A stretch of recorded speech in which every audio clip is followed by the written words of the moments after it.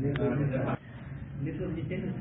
باللہ السمیع العلیم من الشیطان الرجیم من همزه ونفخه ونفثه فما لكم في المنافقين فئتين والله أركسهم بما كسبوا أتريدون أن تهدوا من أضل الله ومن يضلل الله فلن تجد له سبيلا.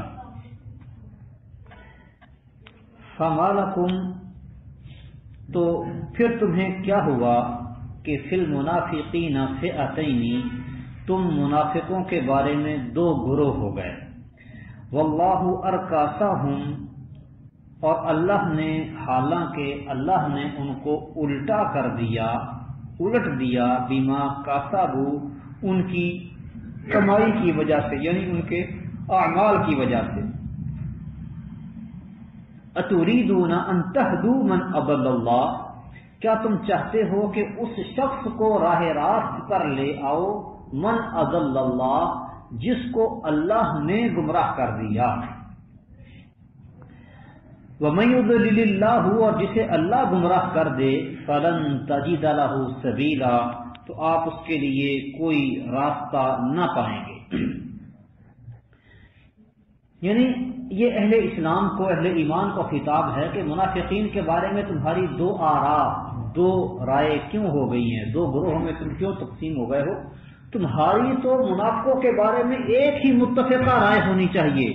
زید بن ثابت رضی اللہ تعالی عنہ سے روایت ہے کہ نبی کریم صلی اللہ علیہ وسلم غزوہ احد کے لیے نکلے تو کچھ لوگ آپ کا ساتھ چھوڑ کر راستے سے واپس ہو گئے.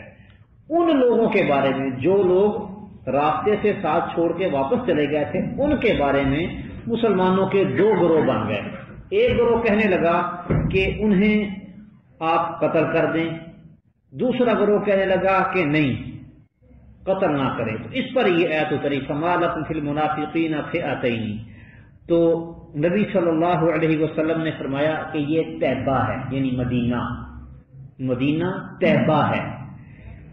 یہ گند کو اس طرح سے دور کر دیتا ہے جیسے آگ چاندی کے گند کو دور کر دیتی ہے. آگ پر پگھلائیں اس کو تو وہ جو گند ہوتا ہے وہ سائڈ پہ اور چاندی صاف ہو کے نکھر آتی ہے. یہ صحیح بخاری کی روایت ہے. یعنی منافقوں کا وہ گروہ جو غزوہ احد کے موقع پر پیچھے چلا گیا تھا اس کے بارے میں مسلمانوں کے دو گروہ بن گئے. تو اللہ سبحانہ و تعالیٰ فرما رہے ہیں کہ تمہارا ان کے بارے میں ایک ہی گروہ ہونا چاہیے, ایک ہی رائے متفقہ ہونی چاہیے. ودو وہ چاہتے ہیں لو تکفرون کما کفروا کہ وہ بھی تم بھی ویسے ہی کفر کرو جیسے انہوں نے کفر کیا. یعنی یہ وہ منافق لوگ تھے جو کہ حقیقتاً کافر تھے, پکے ظاہر اسلام کیا ہوا تھا, اسلام پر پکے نہیں تھے. تو یہ چاہتے تھے کہ جیسے وہ کافر ہیں ویسے ہی تم بھی کافر ہو جاؤ. تو اللہ سبحانہ و تعالی فرماتے ہیں کہ فتقولون سوا, یہ چاہتے ہیں کہ تم بھی کفر کرو وہ بھی کافر تم بھی کافر تم برابر ہو جاؤ. فلا تتخذوا منهم اولیاء تو لہذا تم ان میں سے کسی کو دوست نہ بناؤ حتی یہاجروا فی سبیل اللہ حتیٰ کہ وہ اللہ کے راستے میں ہجرت کریں. فَإِن تَوَلَّوْا پھر اگر وہ پھر جائیں تو فَخُذُوهُمْ ان کو پکڑو وَاقْتُلُوهُمْ حَيْثُ وَجَدتُّمُوهُمْ جہاں پر بھی تم انہیں پاؤ قتل کر دو. وَلَا تَتَّخِذُوا مِنْهُمْ وَلِيًّا وَلَا نَصِيرًا اور ان میں سے کسی کو کوئی دوست یا مددگار نہ بناؤ. یعنی یہ وہ لوگ تھے منافقوں کے جو مدینے کے اندر رہنے والے نہیں تھے بلکہ مدینے کے ارد گرد کے قبائل تھے. کیونکہ اللہ تعالیٰ فرما رہے ہیں حتیٰ یہاجروا فی سبیل اللہ حتیٰ کہ وہ ہجرت کریں. ہجرت کر کے کہاں آنا تھا؟ مدینہ میں. تو اس سے معلوم ہوتا ہے کہ یہ وہ منافق نہیں تھے جو مدینے کے اندر رہنے والے بلکہ یہ وہ منافق تھے جو مدینے کے ارد گرد کے قبائل تھے, ارد گرد کی بستیوں میں رہنے والے تھے. تو یہ لوگ مسلمانوں سے خیر خواہی اور محبت کا اظہار ضرور کرتے تھے لیکن عملی طور پر اپنے ہم وطن کافروں کا ساتھ دیتے. اپنے علاقے کے کفار کا ساتھ دیتے تھے، یا یوں کہیے کہ ان کا ساتھ دینے پر یہ لوگ مجبور تھے۔ اب جس طرح آپ مثال سمجھ لیں، اب مسلمان جو ہندوستان میں رہتے ہیں، انڈیا میں، وہ اسلام کی وجہ سے اہل اسلام کا ساتھ دیتے ہیں، اور پاکستان ایک ایسی اسلامی مملکت، اسلامی ریاست ہے جو کلمہ توحید پر معرض وجود میں آئی۔ دنیا کے تمام تر مسلمان، چاہے وہ ہندوستان میں رہنے والے ہوں، چاہے وہ مسلمان ملکوں میں سعودیہ، مصر، لبنان میں رہنے والے ہوں، یا مسلمانوں کے مقبوضہ علاقوں میں کشمیر ہو، چاہے فلسطین ہو، جہاں پر بھی مسلمان رہتے ہیں، جس حال میں بھی ہیں، ہر آڑے وقت میں ان کی نظر پاکستان پہ ہوتی ہے۔ یہ کیا ہے؟ صرف اسلام کی محبت ہے۔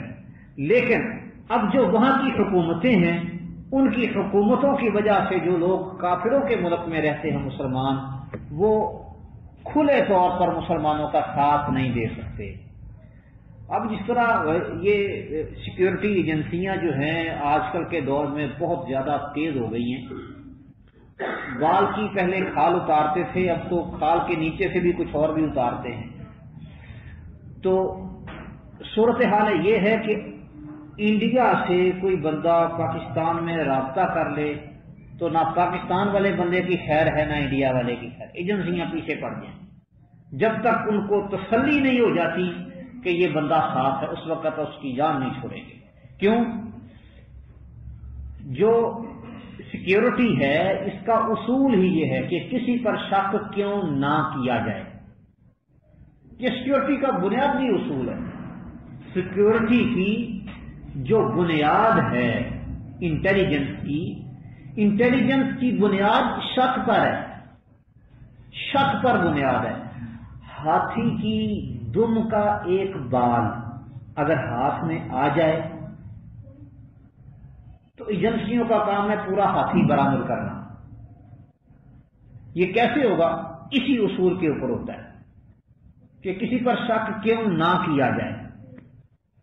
عام دنیا میں تو اصول یہ چلتا ہے کہ کسی پہ شک کیوں کیا جائے، لیکن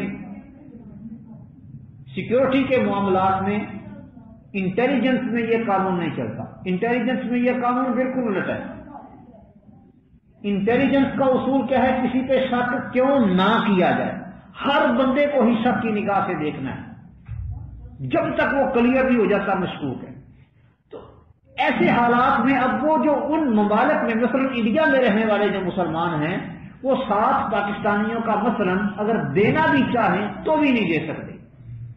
تو وہ جو ان علاقوں میں لوگ تھے مسلمانوں سے اظہار محبت کرتے اہل مدینہ کے ساتھ، لیکن عملاً وہ مسلمانوں کا اہل مدینہ کا ساتھ نہیں دیتے تھے، یا یوں کہہ لیں کہ وہ ساتھ دے نہیں سکتے تھے اپنی مجبوریوں کی وجہ سے۔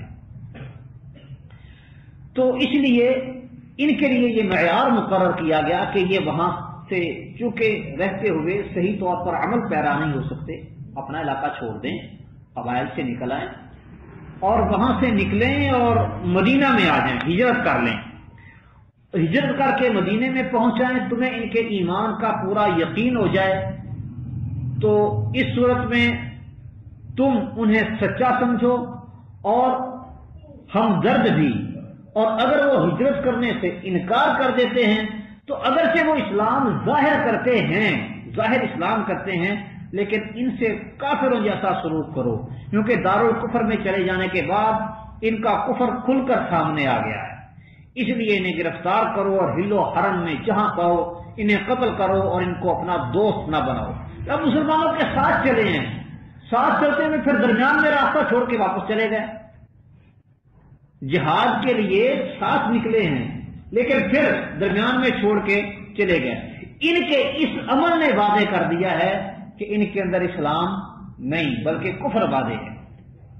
تو لہذا ان کو کہو اگر ظاہر تم نے اسلام کیا ہوا ہے نا تو تم ہجرت کر کے ادھر آ جاؤ، ہجرت کر لیں تو ان کا اسلام مان لو، نہیں کرتے تو پھر ان کا اسلام مشکوک ہے۔ اور ان کے اس عمل نے کہ مسلمانوں کا جہاد میں سے ساتھ چھوڑ کے راستے سے واپس جانا، یہ عمل ان کے کفر پر مہر تصدیق ثبت کرنے والا ہے۔ الا الذین یصلون الی قوم بینکم وبینہم میثاق، الا الذین مگر وہ لوگ، یصلون جو ان لوگوں سے جا ملتے ہیں کہ تمہارے درمیان اور ان کے درمیان میثاق ہے، عہد و پیمان ہے، معاہدہ ہے، او جاؤکم یا وہ تمہارے پاس اس حال میں آتے ہیں کہ حسرت صدورہم کہ ان کے دل تنگ ہوں، ان یقاتلوکم او یقاتلوا قومہم کہ وہ تم سے لڑیں یا اپنی قوم سے لڑیں، وَلَوْ شَاءَ اللَّهُ لَسَلَّطَهُمْ عَلَيْكُمْ اور اگر اللہ چاہتا تو اللہ ان کو تم پر مسلط کر دیتا، فَلَقَاتَلُوكُمْ تو وہ تم سے لڑتے، فَإِنِ اعْتَزَلُوكُمْ تو اگر وہ تم سے کنارہ کش رہیں، دور رہیں،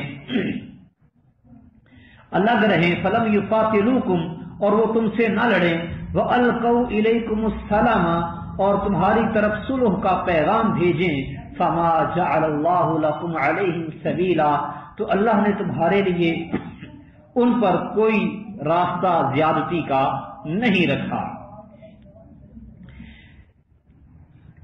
منافقین کے سلسلے میں جو حکم بیان کیا اللہ سبحانہ و تعالی نے، اس سے دو قسم کے لوگوں کو اللہ تعالیٰ نے اس آیت میں مستثنا قرار دیا ہے، یعنی کہ پچھلی آیت میں تو کہا کہ ان کا یہ میدان جہاد میں سے واپس پلٹنا ان کے کفر پر مہر تصدیق ثبت کرتا ہے، انہیں کہو یہ ہجرت کر کے مدینہ میں آ جائیں، اگر تو آ جاتے ہیں تو ٹھیک، نہیں آتے تو یہ دارالحرب میں ہیں، کافروں کے علاقے میں ہیں، ان سے لڑائی ہوگی تو یہ بھی مارے جائیں گے، کاٹے جائیں گے، یہ بھی نہیں بچ پائیں گے۔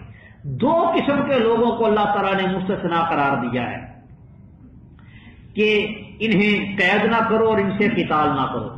کون سے گروہ؟ ایک تو وہ منافقین جو کسی ایسی قوم کے پاس جا کر پناہ لے لیں یا حلیف بن جائیں جن کے ساتھ مسلمانوں کا صلح اور امن کا معاہدہ ہو۔ جس قوم کے ساتھ مسلمانوں نے صلح کا معاہدہ کیا ہوا ہے، امن کا معاہدہ کیا ہوا ہے، منافق اس قوم کے حلیف بن جائیں، اس قوم کے پاس جا کے رہنا شروع کر دیں، اس کی پناہ لے لیں، تو ان کا حکم اس سے الگ ہو جائے گا۔ کیوں؟ کیونکہ اس قوم کے ساتھ معاہدہ ہے، تو معاہدے والی قوم کی پناہ میں رہنے والے بندے کو اگر آپ قتل کریں گے تو معاہدہ ٹوٹ جائے گا، لہذا اس معاہدے کو باقی رکھنے کے لیے ایسے منافقین کا حکم الگ ہے۔ دوسرے وہ لوگ جو اپنی صلح جوئی کی وجہ سے نہ مسلمانوں سے جنگ کرنا چاہتے ہیں، نہ مسلمانوں کے خلاف جنگ کرنا چاہتے ہیں، یہ لوگ بھی مستثنا ہیں، یعنی کہ ان کی طبیعت ہی جنگ والی نہیں ہے، نہ وہ مسلمانوں کے خلاف لڑنے کے لیے تیار ہوتے ہیں، نہ مسلمانوں کے ساتھ مل کے کافروں کے خلاف لڑنے کے لیے تیار ہوتے ہیں، حسرت صدورہم۔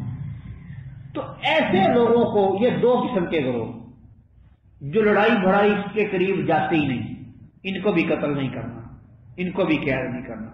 دوسرے وہ لوگ جو تمہاری معاہد قوم کے پاس جا کے پناہ لے لیتے ہیں، امان لے لیتے ہیں۔ بصورت دیگر یہ جو منافقین راستے سے چھوڑ کر تم کو بھاگ گئے، اگر ہجرت کر کے نہیں آتے، یہ کافروں کے حکم میں آئے ہیں، تو ان کو بھی کافروں والا سلوک ان کے ساتھ کیا جائے گا۔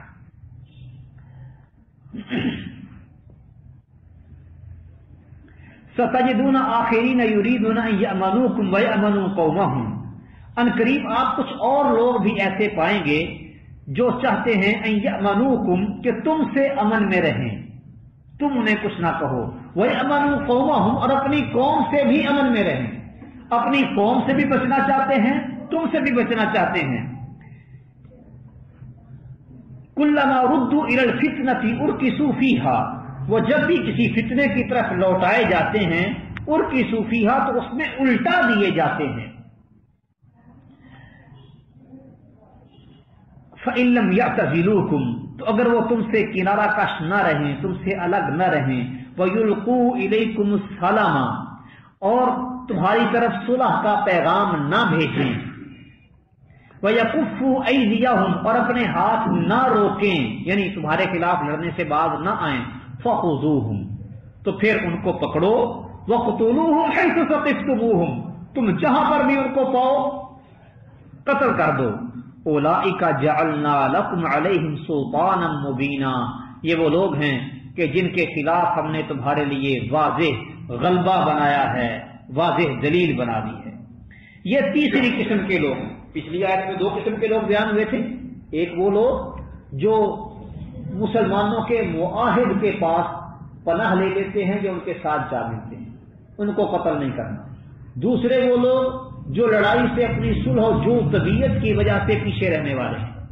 اب اس آیت میں تیسری قسم کے لوگوں کا ذکر کیا جا رہا ہے کہ جو بہت ہی بدترین قسم کے منافق ہیں، جو ڈھنڈورا تو اپنی امن پسندی کا پیٹتے ہیں کہ ہم بڑے امن پسند ہیں، یہ بڑے صلح جو ہیں، لیکن جب دو لگ جائے تو اسلام دشمنی کی کوئی کسر نہیں چھوڑتے، ڈٹ کے واضح ہو کے اسلام دشمنی کرتے ہیں۔ ان کا امن پسند کا دعویٰ سچا ہونے کی 3 صورتیں ممکن ہیں۔ یہ کہتے ہیں ہم بڑے امن پسند ہیں، ہم بڑے امن والے لوگ ہیں، جس طرح یہ یورپی بے ایمان ہیں۔ یہ یورپین قومیں جتنی ہیں آج کل یہ کہتے ہیں بس ہم بالکل پرامن لوگ ہیں، ہم نے دیکھو ہم نے تو اپنی فوج بھی نہیں بنائی، بالکل سکون کے ساتھ بیٹھے ہوئے ہیں، ہم لڑائی بھڑائی سے بالکل بعد آ گئے۔ وہ بس وہ جو پہلے اٹلی، جرمنی، فرانس کی جو لڑائیاں ہوئی تھی ہم نے ان سے سبق سیکھ لیا، اب ہم بڑے پرسکون ہو گئے۔ اب یہ منافق جو اس قسم کی باتیں کرتے ہیں، فرمایا 3 صورتیں ہیں، 3 چیزیں۔ ان کا امن پسندی کا جو دعویٰ ہے وہ سچا ہونے کی، ایک یہ کہ مسلمانوں سے صلح کر لیں، صلح کرے تو صلح کے جو اصول ہیں، ضابطے ان کے مطابق ہو اور اس کے تقاضے پورے کریں۔ دوسری یہ کہ کافروں کے لشکر میں شامل نہ ہو۔ اب یورپین یونین بے ایمان سارے ویسے تو کہتے ہیں ہم جی بڑے صلح والے اور بڑے امن والے لوگ ہیں، لیکن جب بھی عیسائی یہودی مسلمانوں کے خلاف کوئی کارروائی کرتے ہیں تو یہ بڑھ چڑھ کے ان میں حصے دار ہوتے ہیں، بندے نہیں بھیجتے لیکن فنڈ تو دیتے ہیں، سپورٹ تو کرتے ہیں۔ ایک تو یہ بات ہے کہ مسلمانوں سے صلح کر لیں، دوسری یہ کہ مسلمانوں کے خلاف کسی جنگ میں شریک نہ ہوں، اپنے ہاتھوں کو روکے رکھیں، اور تیسرے یہ کہ اگر مجبور ہو کر انہیں شامل ہونا ہی پڑے، کافر ان کو اپنے ساتھ لے ہی آئیں تو یہ ہاتھ نہ چلائیں، اپنے ہاتھ روک لیں، یعنی عملاً لڑائی میں شامل نہ ہو۔ جیسا کہ جنگ بدر میں عباس رضی اللہ تعالیٰ عنہ کے متعلق رسول اللہ صلی اللہ علیہ وسلم نے حکم دیا کہ انہیں قتل نہ کیا جائے، عباس رضی اللہ عنہ کو قتل نہ کیا جائے۔ یہ جنگ بدر میں شریک ہوئے تھے کافروں کی طرف سے، کیوں؟ اس لیے کہ وہ مجبور کر کے لائے گئے ہیں، انہیں ان کے خاندان والوں نے، قریشیوں نے مجبور کیا اور مجبور کر کے مسلمانوں کے مقابلے میں لے آئے ہیں۔ وہ دل سے مسلمانوں کے خلاف لڑنے کے لیے نہیں آئے، اس پر راضی نہیں تھے۔ اگر یہ تینوں باتیں نہ پائی جائیں، تینوں باتیں، مسلمانوں سے صلح نہ کریں، کافروں کے لشکر میں شریک نہ ہوں، اور اگر مجبوراً شریک ہو جائیں تو اپنے ہاتھ روکے رکھیں، یہ 3 باتیں، اگر یہ تینوں باتیں موجود نہ ہوں تو اس کا مطلب ہے کہ ان کی نیتوں میں فتور ہے، یہ حقیقت میں امن پسند صلح جو نہیں ہیں، امن پسندی کی آڑ میں دھوکہ دے کر مسلمانوں سے انتقام لینا چاہتے ہیں۔ لہذا ایسے منافقوں کا علاج کیا ہے؟ فخذوہم، ان کو پکڑو، وقتلوہم حیث ثقفتموہم، جہاں بھی پاؤ ان کو قتل کر دو۔ اولئک جعلنا لکم علیہم سلطانا مبینا، یہ وہ لوگ ہیں کہ ہم نے تمہارے لیے ان کے خلاف ایک واضح دلیل بنا دی۔